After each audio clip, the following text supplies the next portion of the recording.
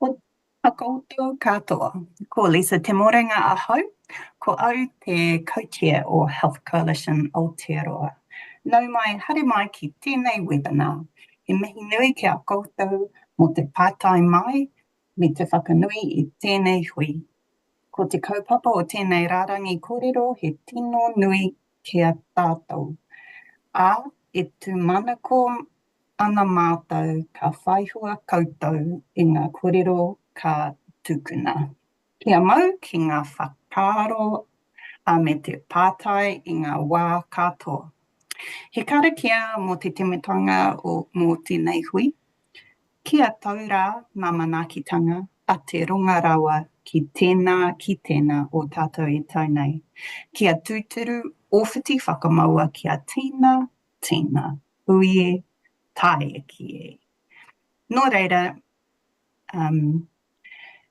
ngā mihi. We are thrilled to be hosting this webinar as part of our Level the Lobbying Playing Field campaign, which was launched last month and calls for greater transparency and openness around access to decision makers. And I'm really delighted today to introduce today's facilitator, Gareth Hughes, a former Green MP. Gareth is now Director of the Wellbeing Economy Alliance Aotearoa. He brings a wealth of experience in advocacy, politics and systems change, and we're really super lucky to have him here today guiding the conversation. So thank you, Gareth. Oh, kia ora, Lisa, and kia ora, everyone. Ngā mihi nui kia koutou. Kia ora. Thanks for joining us today for what I think is a really important conversation around bringing balance and accountability back into public policy making by balancing the lobby playing field. So I'm Gareth Hughes. I'm going to be the facilitator for the webinar today. We're going to hear from three fantastic experts who have thought deeply about this topic: Max Rashbrook, Andrew Erkestone, and Lara Greaves. After their contributions, we'll open it up for kōrero. We've got a Q&A function, so throughout the presentations, please do put your questions in the Q&A function. We'll be looking at that and we'll attempt to ask as many as possible. In terms of lobbying in Aotearoa, unlike most OECD countries, we don't have any lobbying regulations at all. And I'd like to thank Health Coalition Aotearoa for hosting this webinar and for their advocacy and their campaign to level the lobbying playing field. They've got their 5-point action plan, which we'll go into with our speakers today. But to follow up, Lisa, I'm the director of the Wellbeing Economy Alliance Aotearoa. We're a non-partisan think and do tank to redesign the economic system around the well-being of our people and planet. I'm an author, a political commentator, and I served as a decade as a member of parliament and was previously a campaigner at Greenpeace. So it's a privilege to facilitate this discussion on lobbying today, because I think I've seen it from every possible angle. I've personally lobbied for change when I was a campaigner at Greenpeace. I'm lobbying for good evidence-based policy, such as following Wales' example with a Wellbeing of Future Generations Act for Aotearoa. And I've probably spent more time than I would have liked sitting with professional lobbyists on behalf of their commercial clients, pushing for their policy interventions. As a former politician, I've seen lobbying work well from both a corporate and community perspective to improve decision-making and get good, practical, positive changes through. But I've also seen the really corrosive side that the public doesn't get to see. There is no light shined on it. Personally, I was horrified once when I was in a meeting with a cabinet minister, one-on-one negotiating, and he told me he couldn't do something eminently reasonable because a particular donor and lobby, quote, wouldn't let him do it. In a healthy democracy, policy decisions are informed by a wide range of voices, and that's what ensures the public good. But what we do know is some people in some sectors have more access and influence than others, swaying decisions towards private and commercial interests, and that's why we need to level the lobbying playing field. Our first speaker today has been one of the leading thinkers in Aotearoa, bringing these issues into the sunlight. So I'd like to introduce Max. Max is a Wellington-based writer, researcher, and public commentator known for his work on economic inequality and democratic reform. He's the author of several books on wealth and public policy, and recently led Health Coalition Aotearoa's report on lobbying reform. And that's what he's talking to us today. Over to you, Max. Oh, well, kia ora tātou. Thanks for that introduction, Gareth. Thanks very much, everyone, for being here to talk and think about such an important issue.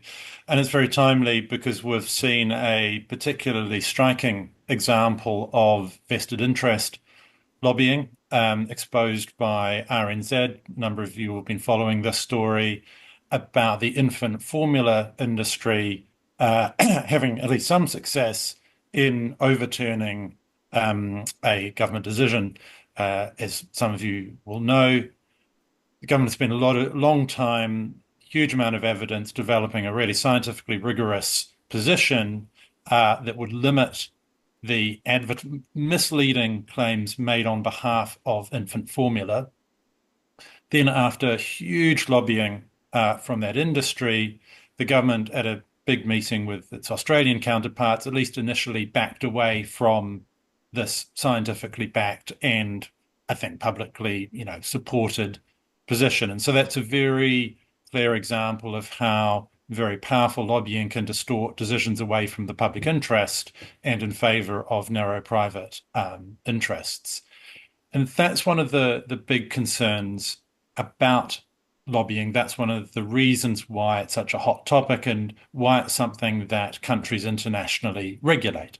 And New Zealand is increasingly a real outlier because we just don't regulate this issue at all. Now, if we take a step back for a moment, we think about what lobbying is. As Gareth has pointed out, it's something that can be done positively or it can be done negatively. Lobbying, defined simply, is just people and organizations trying to influence government decisions. And now there's nothing wrong with that on the face of it. It's part of a well-functioning democracy, and as Gareth said, it can have positive outcomes. But there's obviously several potential problems that can be created by lobbying, especially when it's done by very well-resourced actors.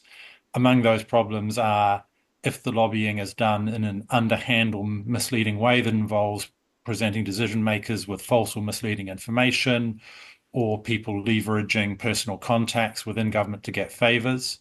It can be concerning if people are moving straight out of government and taking very confidential information with them, which they can immediately use to the benefit of private clients. And in particular, and this speaks to the infant formula example, you can have a situation where one side of an argument is incredibly well-resourced and is able to pour huge amounts of money into lobbying and potentially into other forms of influence like political donations or generating conflicts of interest with decision makers. But at any rate, that side of the argument has huge resources, can afford very high-powered lobbyists who really know how to work the system, while the other side is under-resourced and is lacking that kind of access to decision makers.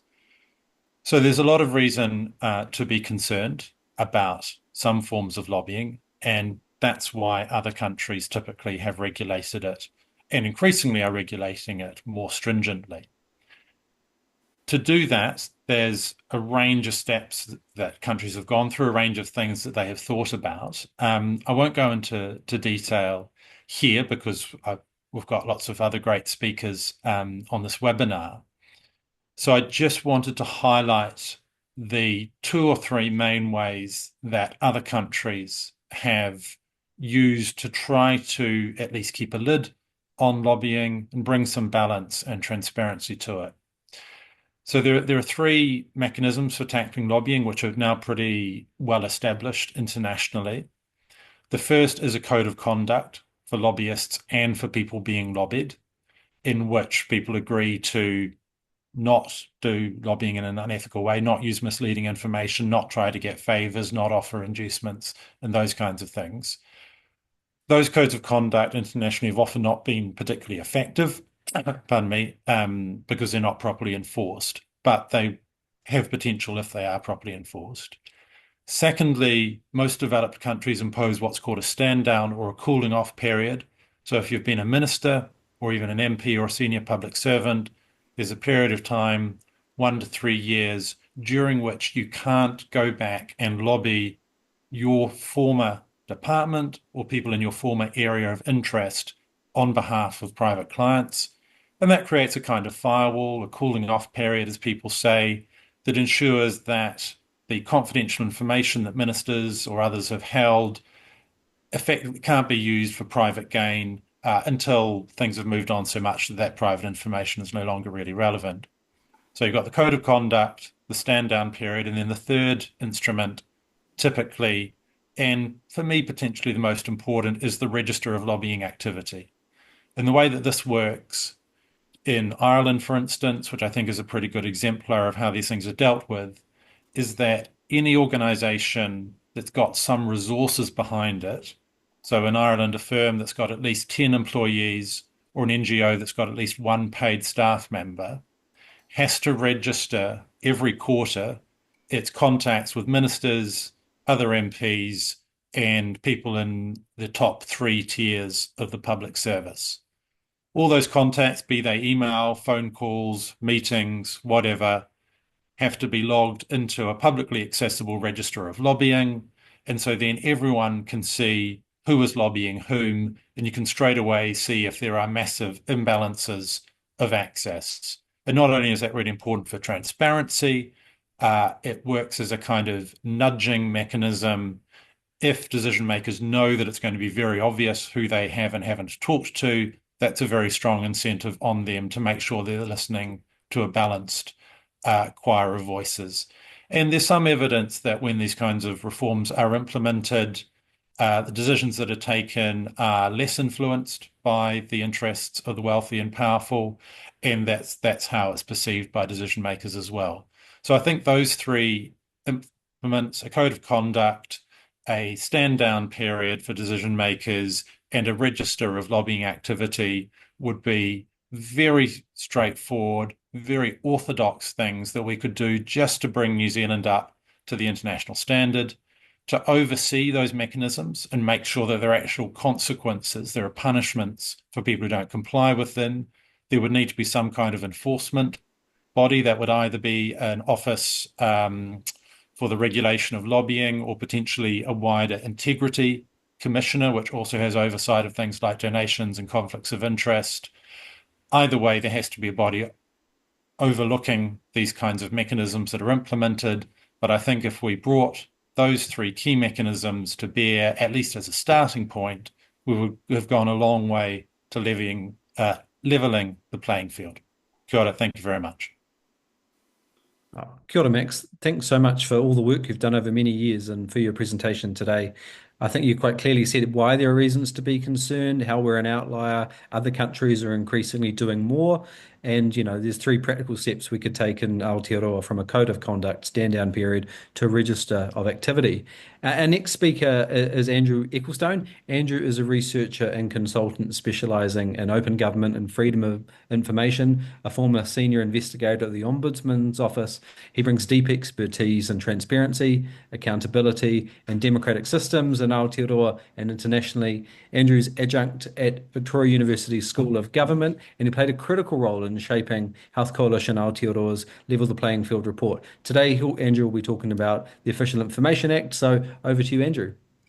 Thank you, Gareth, and kia ora koutou. Access to information is a key tool for policy making. Policy officials and ministers need access to information, but so too do the people who are trying to influence policy decisions from outside government.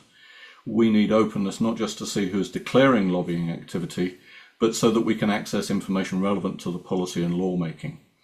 If policy making is going to be done well, it's going to draw on advice from a wide range of sources who may well have different priorities and analysis of the problems and what needs to be done. And the committee of experts that drafted the OIA in 1980 recognised this at a time when the Muldoon government was being secretive and when making decisions that would have a major impact on New Zealand, such as the Think Big projects. The Official Secrets Act and the absence of a Freedom of Information law shut people out of that process. The Danks Committee and Parliament put the OIA on the statute book in part to address people's exclusion from policy making. Section 4 sets out the purposes of the OIA, and the very first purpose that's listed is to enable people's more effective participation in the making and administration of laws and policies. So for 40 years, the law has recognised that control over access to information is both political and that there needs to be a framework that enables public participation. And the reason for HCA's lobbying campaign being named Level the Playing Field is that we reduce the power of well-connected vested interests when we increase the rights of others to access information before decisions are made by government. There are numerous ways to strengthen the OIA, and the outgoing Ombudsman last month listed 12 of them in his final report. but I'm going to focus on just 4 essentials in the context of strengthening the integrity of policy making. The first of this is to add a public interest override to Section 6 of the OIA.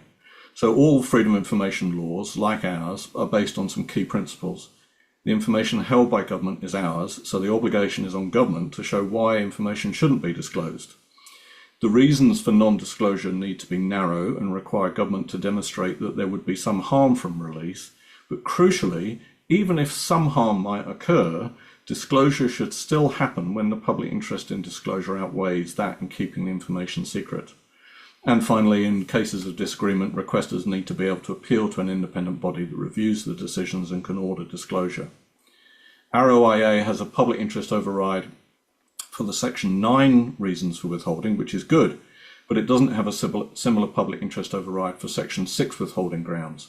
And this is a serious weakness in the OIA that we need to fix.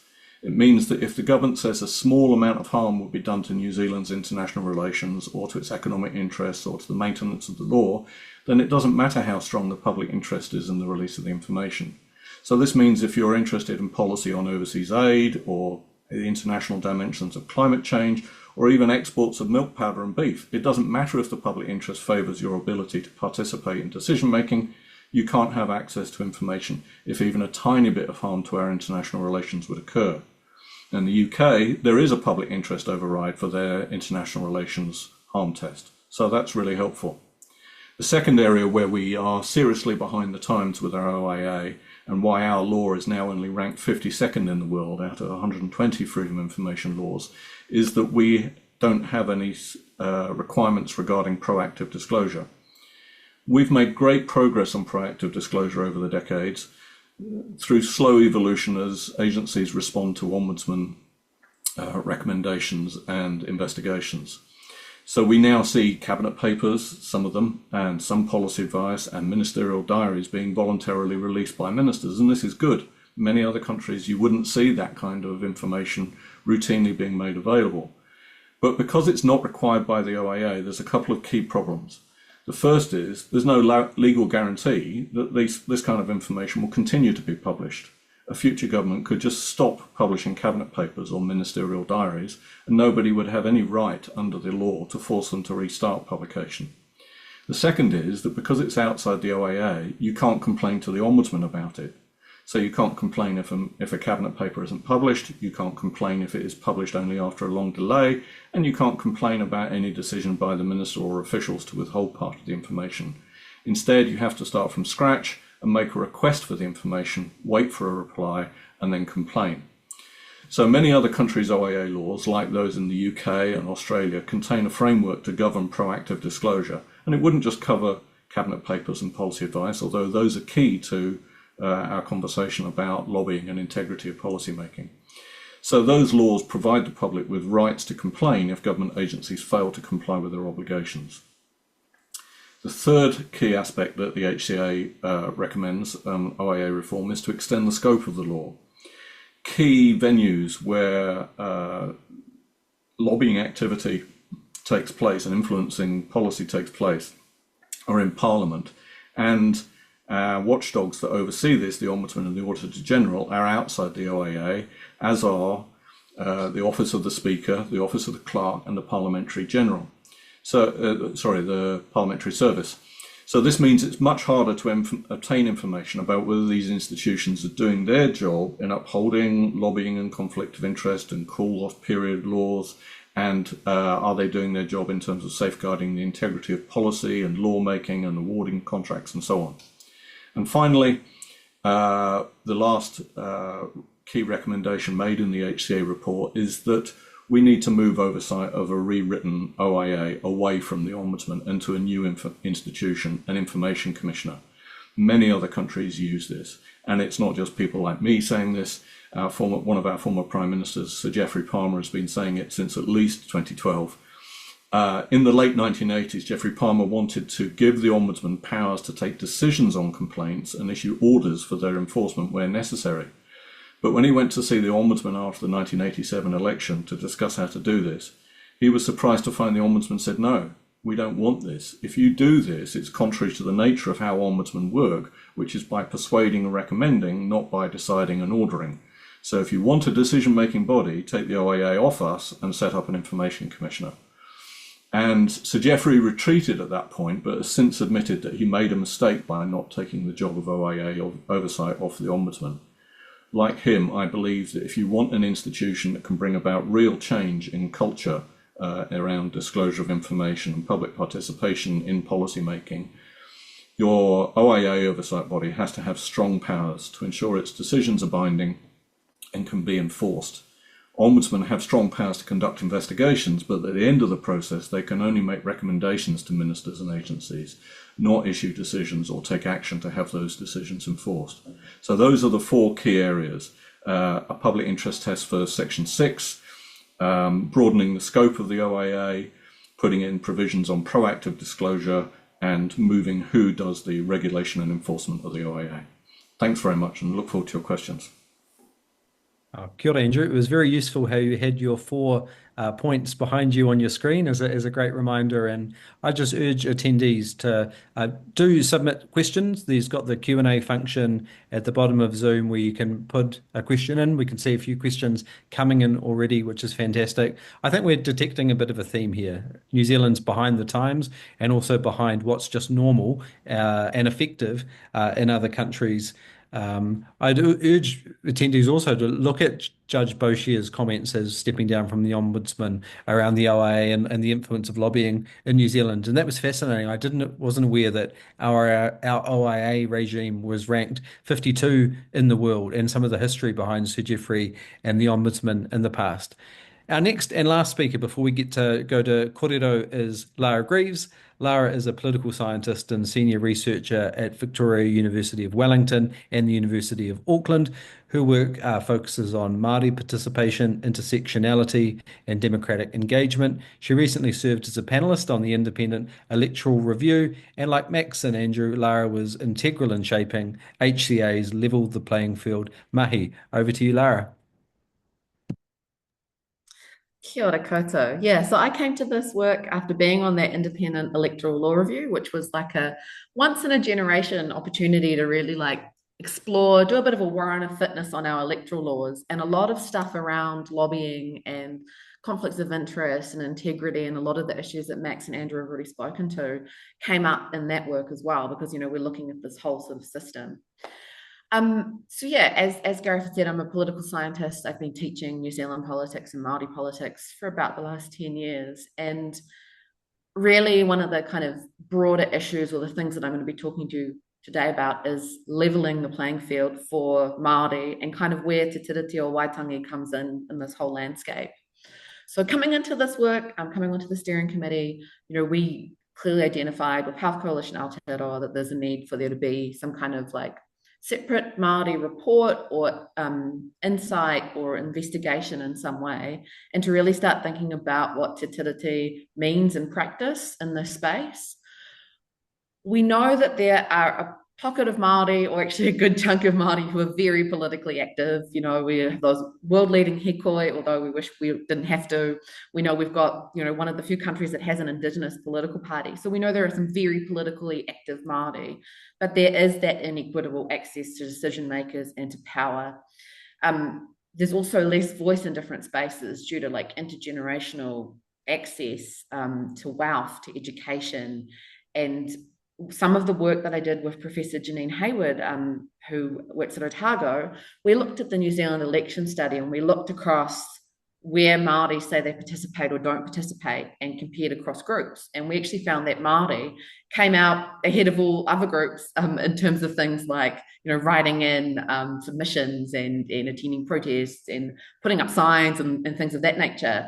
But we saw that Māori were less likely to donate, make political donations, less likely to boycott products, and less likely to turn out to vote. So we do know there's actually some participation, but still not in all these areas, especially areas relating to like wealth and that part of the spectrum. So also the other thing in this broader landscape is there's not a lot of Māori political science work, We're currently working on a bibliography of like Māori politics research by Māori researchers, and we did find hundreds of sources, but not really anything in this whole lobbying type space, and less in that broader area. So Ane Tione and Maria Barge, the Māori political scientists, argue that we're still trying to, we're about 1% of the discipline. We're still trying to kind of get more work in this space. So if anyone does want to do a master's or PhD, let me know, or if anyone knows anyone who is keen on working more in this space. So these were really some initial steps, the report that I'm going to talk about by Mathis Solutions Limited, commissioned as part of this work. It was really some initial kind of steps into this space and looking at like, what are the issues? And so Mathis Solutions Limited, the report is on the Health Coalition Aotearoa website that you can look at. Very well written, very concise too, so that's quite good for an academic. Like, that's concise. It's called the Māori Perspectives on Options for Lobbying Regulation. So it's some good initial ideas. We still do need more exploration and work though, so I'll put that caveat in. Many of the same ideas arose in this engagement period over these 3 online wānanga, as were in Max's report. Māori value transparency, accountability, fairness, and equity. And the report notes that these concepts are at least as important to Māori as the rest of the population. So that's a really important thing to start on, is that these issues come up across populations and are really important to everyone. One and a few kind of other things that we need to be considering and thinking about is, Māori have the sort of more relational ways of working. Someone's whanaunga in some way as well. And so making sure that nothing around Māori kind of ways of working are captured in lobbying regulations incidentally. We've seen that in other laws, and especially like, say, an electoral law around the Electoral Act captures not being able to necessarily feed people, that's treating in some way. And for Māori, that may be viewed as manaakitanga. So we've seen that, and actually that's something that the government is apparently going to address quite soon, is that part of things. The treating laws, that is, rather than this area. So we can see that, in other laws that tikanga Māori butt up against sort of Crown laws or ways of doing politics. So we need to make sure that any lobbying law reform doesn't capture things of that nature. The participants noted that they want to make sure that any kind of argument for te tiriti o Waitangi in lobbying is not about one individual's personal gain as well. So some individual could not turn around and say, well, this violates te tiriti, when maybe they were doing something not so great. But actually that lobbying from different Māori lenses would be more about that collective benefit or collective rights, rather than one individual benefiting in some way. Another thing that came up, and I think it comes up whenever we talk about openness and integrity and corruption, is the idea from many Māori arguing that Māori behaviour is viewed or reported on in a different way than non-Māori behaviour in this space. So Māori are very attentive to the idea that as a form of racism, that Māori are scrutinised in like an extra hard way, or reported on using a different lens or a different way of reporting. And we've seen this in a lot, especially in the last year and a half, couple of years now, of various wahine Māori and the way that their actions have been reported and compared to other politicians. So Māori are very conscious of this. And the other thing that came up as a solution here is just making sure that as well, any carve-outs or any bits and pieces in any lobbying regulation is communicated well to the public, to make sure there aren't those allegations of special treatment or Māori elitism or anything of that nature. There's also points around how it's hard to draw lines around what is the commercial arm of a post-settlement governance entity or an iwi-owned enterprise, and what is then te tiriti. So that was another thing that would need to be explored in a bit more detail. Another carve-out is that Māori wear many potai, many hats. So where you might be working in, I don't know, your day-to-day job, maybe in an NGO or in something, you take that potai off, and then you might be doing hapu or iwi work. And so that is a different role, a different set of responsibilities, a different set of obligations, and would be viewed differently under certain te tiriti lenses there. There's also another point there around differences in iwi as well. Some are larger, some are post-settlement, some are pre-settlement, some are different sizes, resourcing. So there would be different ways of interacting and advocating and lobbying, and different resources to do that. So something to keep in mind. And obviously, when we come to doing the law, hopefully hopefully we get this, that there is some law, there is some law reform, there is some work, as the other speakers have spoken to, that there is like proper targeting engagement with Māori. One thing I would say, having been on the independent electoral law review and teaching politics in this space, is the moment that you come with anything around electoral law, Māori want to talk about constitutional reform, because it's not the elephant in the room even, it's just a thing that people want. So that is the bigger priority for a lot of Māori. A lot of our electoral law review engagement, for example, the first 20 minutes or so would be talking about, are we doing incrementalism? Are we tweaking around the edges? We need constitutional reform. So that's one thing to keep in mind in all of this as well, is that Māori have other issues that they want addressed rather than incrementalism. So making sure that any engagement engages basically and does attend to that. The other thing, of course, is at the moment there are this was in the report by Mathis Solutions too, is that a lot of Māori feel under attack by the government and putting their limited attentional resource into different spaces, whether it be, the Treaty Principles Bill or other, law changes. So keeping in mind that people feel under attack at the moment, and there's a lot of other issues, there's still the cost of living, there's still methamphetamine, there's still health, there's still poverty, there's still the environment, there's still all of those issues that Māori are attending to. So any engagement just needs to make sure that, engage early, like figure out bit more research. I'm like such an academic going, we need more research. Classic. And I think here ultimately where I land is like, we'll do our best. We don't need to use fertility as we're paralysis, we can't do anything because of what about fertility. We need to do something. We see clearly in the data that there's that inequitable access to decision-making and power. And so any kind of lobbying reform at this point would be a positive step. So making sure we do it responsibly, but trying to get in there and do something, basically, engage widely, and we'll end up somewhere, with some kind of sensible balancing of rights and interests, hopefully in the end.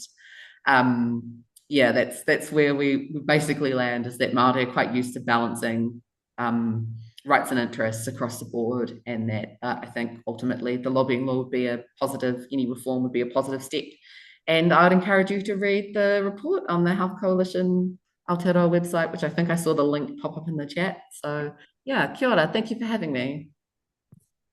Oh, kia ora, Lara, that was fantastic. And, when you look at some of the big policy changes that have happened or are happening alongside, Treaty Principles Bill, you've got the fast track regime, regulatory standards bill with MB at the moment, potentially delivering huge benefits and advantages to some parts of New Zealand. And I think it's great how you outlined the background to the Mathis Solution report. Some of those nuances and challenges, there's things we all agree on, such as transparency, fairness, equity, but particular elements of particular concern to Māori and the challenges around those carve-outs and the communication challenges. We've got heaps of questions coming in, which is fantastic. But could I start with one? When you look at the lack of lobbying reform in Aotearoa, has the way it applies to Māori been a barrier or a reason for that not progressing? Or is this just a challenge we're going to have to overcome, and there's been other reasons why we haven't really done what other countries have done and regulated lobbying?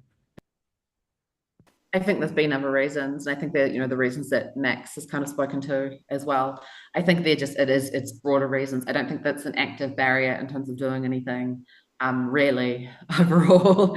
But it's just one of those things that should never be viewed as any kind of barrier to acting and doing something. I mean, we obviously need to be sensible and consider that, even in this initial report, there are obviously things that come up that show that it's a different context for Māori, that fertility needs to be thought of in all of these different ways. But ultimately, let's do something. While you've got the mic, Marcus Tamara has got a good question, which is, how might better lobbying rules help with wicked problems, especially Indigenous disadvantage in Aotearoa, a problem that seems resistant even to progressive public policy? Kia ora, Marcus. So I think, look, some of the work that I'm doing at the moment is looking at like effective public submissions and how we, that broader deliberative democracy and that kind of system, and how we hear from a wide variety of people in making laws. I did spend a year as part of a Horizon Europe project reading like all of the first principles kind of deliberation and what is good law, how do we make good law, all of that literature. And the basic like summary is you want to hear from everyone that's been is affected by something in a broad variety of arguments and views. And I think that if we try to get this balance right, and it's not going to be just lobbying law reform, but we try to get the balance right or better in society, it's better for democracy. We get better laws that work for more of the population. And also, one thing that I would also flag is that every year that goes by, proportionally more Māori children are born compared to other populations. We are becoming more Māori. A third of children in 2040 born will be Māori. So we need to be really, this is not just a Te Tiriti question, this is a broader population demography and how to make democracy work for Māori question as well. So I think we can, alongside other innovations, I think lobbying law reform would be one of them, but really hear from a wider range of people, a wider range of Māori, and ultimately end up with better laws, I think. Yeah. Yeah, thanks, Lara. One of the first questions we got, maybe this is for you, Max, is what's the difference in definition between lobbying and advocacy? Yeah, thanks, Gareth, and thanks to the person asking the question. Advocacy, I guess, is broader because when you're trying to do persuasive work, trying to get change, that's not always directed at decision makers. So if you're running a campaign and it's just directed at members of the public, that isn't lobbying. Lobbying is when you're specifically contacting decision makers, generally defined in law, as I've said, as ministers, MPs, or the top 3 tiers of the public service as being the most influential. That's when it becomes lobbying, and that's the thing that people are trying to regulate when they regulate lobbying.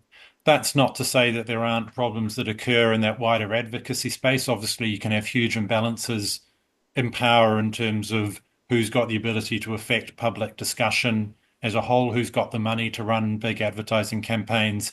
But that's a separate issue. The lobbying work is just trying to regulate the contacts with decision makers specifically. Thanks. There's a really good question from Myra Williamson for you, which is, which countries have the best regimes that we might want to copy or get inspiration from? Yeah, it's an interesting question, and I go into it in a bit more detail in the report. The main issue really is always around defining who is the lobbyist of interest, because you can't capture every single conversation that people are having with decision makers, and nor should you seek to. So people raising constituency issues with their MPs have to be out of scope. But how do you focus in on the lobbying that's of interest? Australia regulates only third-party lobbyists, so the likes of, Capital Public Relations here, for instance, sort of the very high-profile lobbyists who do it on behalf of someone else. But that's pretty hopeless because you're missing all the people who are lobbying while situated inside their own organisation. So you miss out on all the lobbying that's done by people who work for Business New Zealand, who don't hire external consultants to do their lobbying for them. You've got places like Canada, which try to define lobbyists as people who spend at least 20% of their time lobbying, contacting government, but that's also pretty impossible to enforce. I think the 2 contenders for the best regimes are the Irish one, where they say, look, if you've got any sort of level of resources behind you, we need to know what your lobbying is, and you need to register as a lobbyist. The alternative is the French system, where rather than resources, they measure it by volume of contact. So if you have I think it's more than 12 contacts over a 12-month period with decision makers, you have to register your activity, and then you're bound by the codes of conduct and so on and so forth. What both those regimes are trying to do is say, look, we don't want to capture everyone, and that's not interesting. We just need to know about the most well-resourced, professionalized, high-intensity lobbying. And both those countries also have codes of conduct, and they have stand-down periods. The stand-down periods across the world can vary from 1 year to 5 years.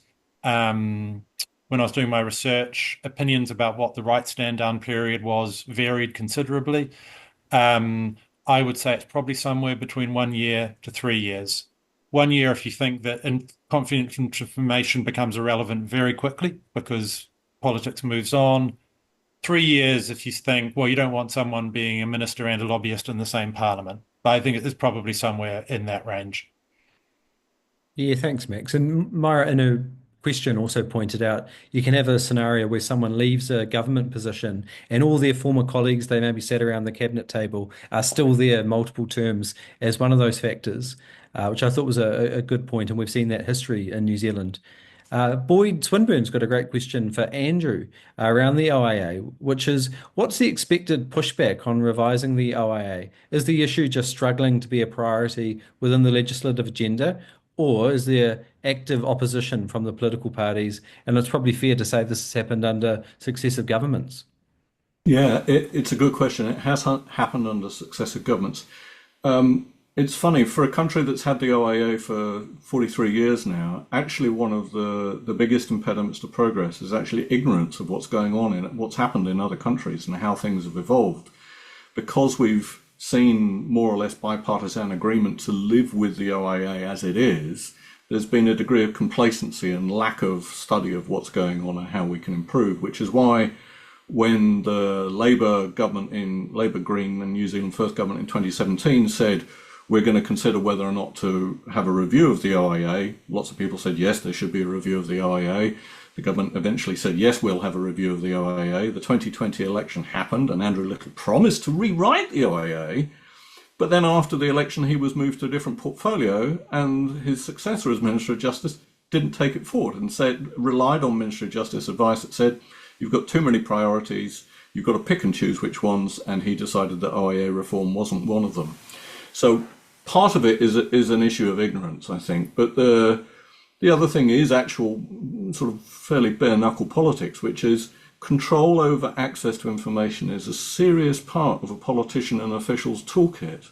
And when you're talking about strengthening the OIA, you're talking about removing power from those who have it at the moment.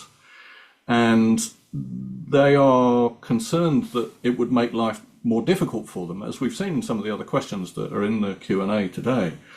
But for example, one of the things that the Law Commission said 13 years ago in its report when it reviewed the OIA was you could beef up the withholding grant, the refusal ground for vexatious and trivial requests.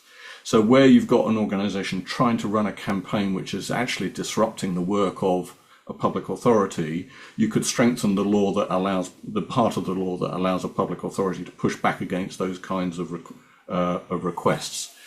But I think it's partly they're reminded of the difficulties when they're in opposition, but then they are reminded of different difficulties when they're in power, and they think, oh, we need to crack on. But this is also in a context where we have very lax framework around requirements for public participation. Other countries have rules around consultation process, for example, and because we don't have those higher standards for public participation, the OIA is seen mostly as a gotcha for accountability and blame instead of as a tool for public participation and making better policy. Would you apply the 4 big changes to LGOIMA, the Local Government Official Information Act, as well? Yes, I mean, New Zealand's law has evolved in a way that we have an OIA for central government bodies and a LGOIMA for local authorities, but bizarrely the OIA applies to schools. In most other countries, you have a single freedom of information law that applies to a wide range of the public sector, if not all of it. And in fact, the OIA, the Law Commission in 2012 said, yes, rewrite the OIA and merge LGOIMA and the OIA. The sticking point, I think, for the Law Commission was that LGOIMA also provides for access to meetings, to open meetings both of local authorities, but also conservation boards and a few other public bodies. And so you'd have to grapple with, well, which public authorities are we going to apply the open meetings aspects to? I would suggest we need to extend it beyond the ones that are currently just restricted to it under LGOIMA. Could I ask Boyd's question on lobbying rather than the OIA to Lara or Max as well? Why have we been so lax on this historically under successive governments? Is it because it's sort of, not particularly visible in our society, maybe not sexy, it's maybe more foundational, it's hard to cut a ribbon for a politician for a topic like this with other pressing issues like the cost of living crisis? But just why haven't we acted under successive governments? Oh, look, I can have a go at that. I think probably the argument that's always deployed is that it's not necessary in New Zealand because anyone can get access to an MP if they so wish. We're a small society and we don't have the kind of very intensive high volume lobbying that we see in places like America. And those were some of the arguments that we used to sink the previous attempt to regulate lobbying, which was a Green Party members bill in 2012, 2014, that period.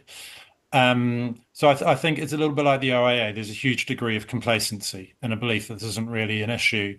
And the way you push back against that is to point to examples like the infant formula lobbying, the dairy industry lobbying that was exposed by Kirsty Johnson's Cow and Crown series, the incredible access that lobbyists have as exposed by Guy and Espina's mate, comrade, brother series, and point out that there actually are huge imbalances in access now and real evidence of lobbying distorting public decision making. But I think it's that belief in a small society with very accessible politicians that has really hampered action in this area. Plus, all the problems that Andrew pointed to. It's an easy thing to advocate for when you're in opposition. Indeed, National advocated for all the three key measures I'm talking about when they're in opposition. Suddenly, when they get into power, it's not all that convenient because it might expose things that are disobliging to them, and so nothing happens. And Lara, is that the state of play? Is there any work happening within the coalition government, or what are the wider prospects looking at the next election? Well, not that I can see. I mean, I totally agree with Max. It's that folksy, cutesy prime minister's phone number is in the phone book. I don't know. That's just part of it's like a theme when you teach New Zealand politics when you're doing first year. Like, although I don't know how long it's been since we've been able to phone up the prime minister, but we've got that folksy, cutesy politics, and I've been thinking about this in terms of donations law too, because the moment that you do poll someone on political donations, on lobbying, anything along those lines, and Max has done some of these studies, people are concerned about this. Like there is actually like wide, broad public support for this. In terms of our independent electoral law review, it's like donations kind of area of things was one of those ones where we just knew that we had a huge amount of public support.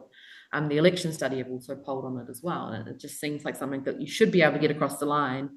And then what does happen is exactly what Max was saying, it doesn't end up high on the government's agenda. And one of the things I go back to, it's like that again, to be folksy and cutesy, is the turkeys don't vote for Christmas thing, is what it feels like it comes back to.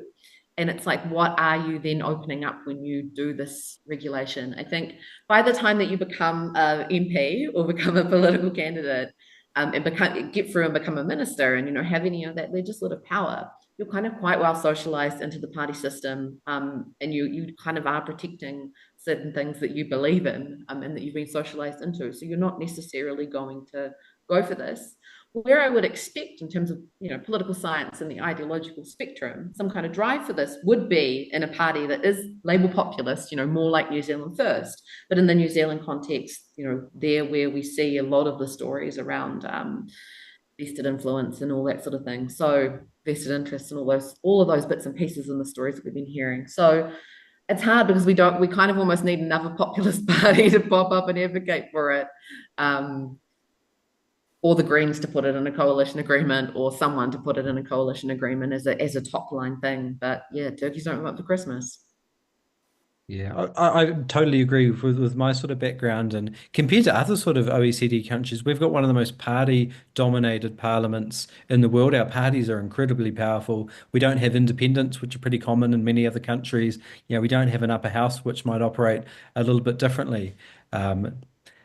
Can I ask another question to each of the panelists? And maybe this is a short answer, but what industry has the greatest influence on policy in New Zealand? I'll start with you, Lara, and then go to Max. Look, I honestly wouldn't know that. That's the thing, right? Even as someone who studies politics, follows politics intensively, I just wouldn't know that. And that's a problem. The fact that for me, there's not that level of visibility for me to be able to rank them or answer them in some systematic way. So that's quite concerning, I guess. Do you have top industry, Max? Yeah, look, I mean, broadly, I'd agree with Lara. The only possible exception is that when RNZ did an analysis of the first round of ministerial diaries when they were published, sort of around about 2019, I think, the person with the most meetings with ministers, even under a Labour government, was the head of Federated Farmers. And that will be all the more true under a national government. So my pick would just be the dairy industry. Do you have a perspective, Andrew? Yeah, I mean, I haven't done the analysis that Max referred to, but most of the people on this call will be like us. They look at the news, they're interested in what's going on, and from that you're likely to pick up the perception it's agriculture, whether it's both in favour of the industry and the exports and so on, but also trying to resist measures that we need. A lot of people would say we need for climate change and for clean water, reducing pollution. The other one that's extremely effective, and I can remember studying the influence of this lobby group when I did my undergraduate degree in Britain back in the late 80s, was the road transport lobby. And the road transport lobby is incredibly powerful and has been for decades. And I think that is a key part of why we see so much public spending going on this, when we've known for decades that building more roads induces more car traffic and more vehicle traffic. So it's those two things are, I would say, the largest parts of the equation that I perceive anyway. Maybe looking towards the future and how we make a change in New Zealand. How can people support the grassroots campaign for lobbying, levelling the lobbying playing field? There's an addendum to that, which is the lobbyists are so powerful compared to the average voter, but I'm sure you'd say that's not a reason to feel disempowered or it's not possible. What are the things people can do?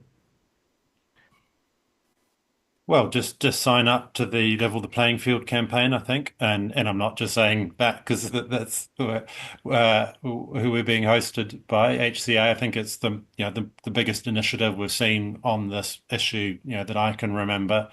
So I think there's real power behind that. And I think the other thing people can do, and it comes to another question that I've seen flash past in terms of, do we have enough information about what's going on and do we need more powers of inquiry?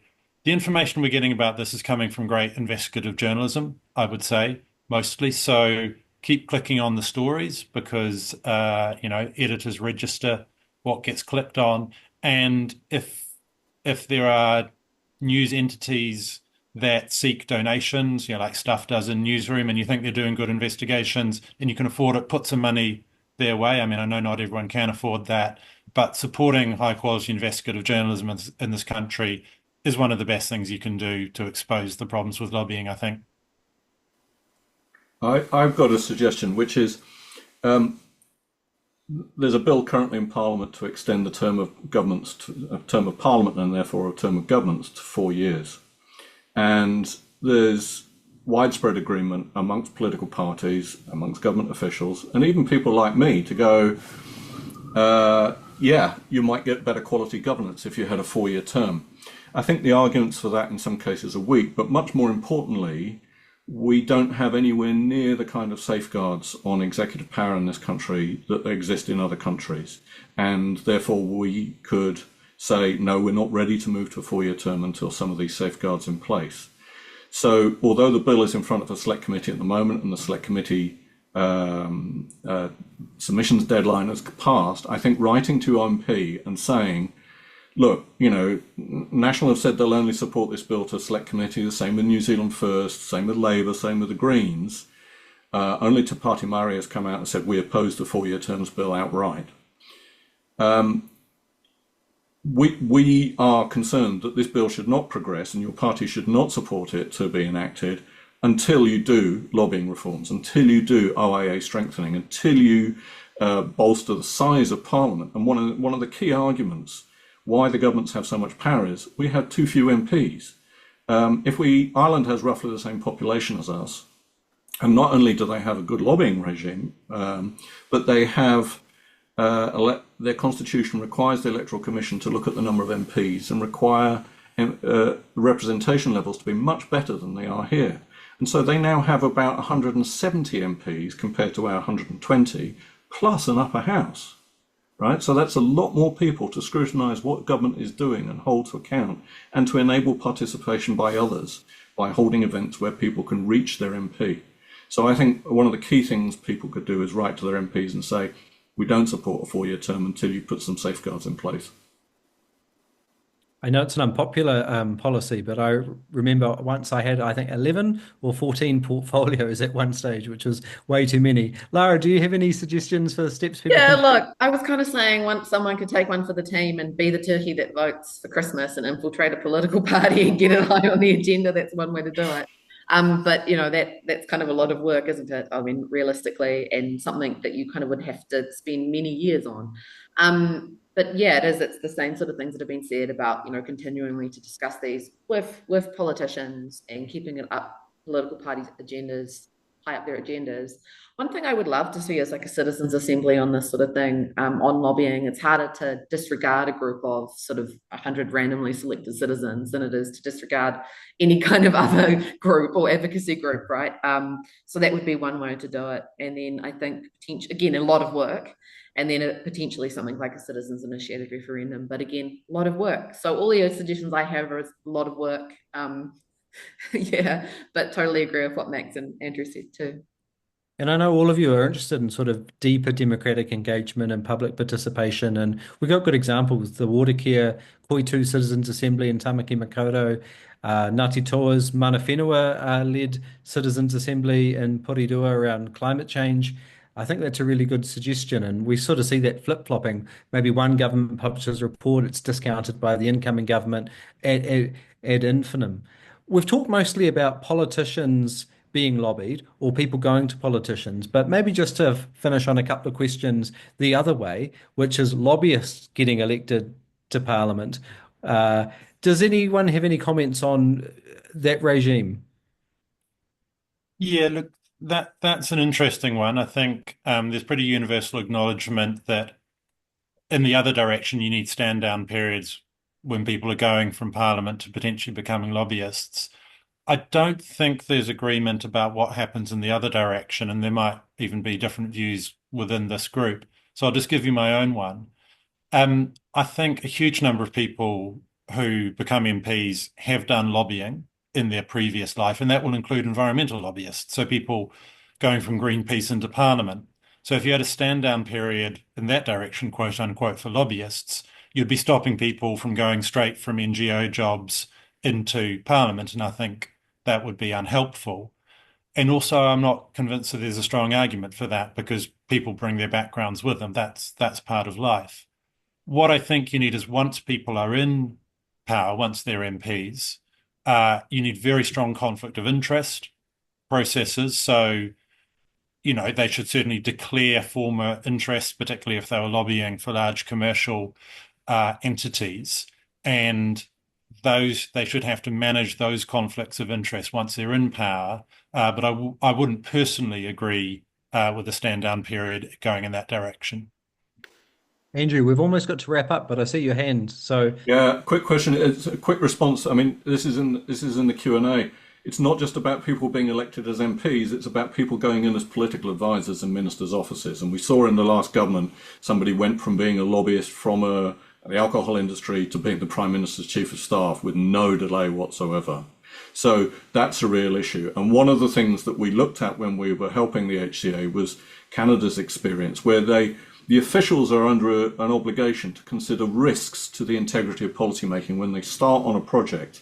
And in that case, they actually barred contact between government officials and representatives of an industry so that they can mitigate the risks of the policy process being swayed in one direction or another. So that's another thing that we could think about doing. Brilliant. Thank you. Hey, well, we're almost at time, so I just wanted to thank Lara, Max, and Andrew for their insight and their wisdom and their expertise. It's been a great conversation. It's critically important we take that step, and I'm hoping we see some turkeys voting for Christmas this term or the next election. And I'll pass over now to Lisa. Thank you so much, Jeff. Thank you, Lara, Max, and Andrew. Really insightful and rich conversation. I'm amazed at how much time we had for questions as well, but also to you, Gareth, for being an excellent facilitator and really adding to the richness of the conversation with your own experience. So thank you so much. For the people in the audience here, if you found the corridor today really valuable and you want to support our mahi, we'd really appreciate your help to keep it going. And so there is a pop in the chat link, a link in the chat, not the question and answer link, but the Zoom chat there, where you can click on that and make a donation to help us keep this research going. The support that we get from membership, people like you attending these webinars, for philanthropists really helps us to get these asks in front of the politicians. And we're going to be doing that right up until the election next year and pushing for the changes that we think Aotearoa needs. So every contribution will help us to build a fairer, more transparent democracy. So thank you all for coming. And because I opened with a karakia, I'll just close us off with a karakia as well. So unuhia, unuhia, unuhia ki te uru tapu nui, kia wātia, kia mama, te nākau, te tinana, te wairua I te aratakata. Koia rā I rongo, whakairia ake ki runga, kia tina, tina, huie, tai ki e. Kia ora.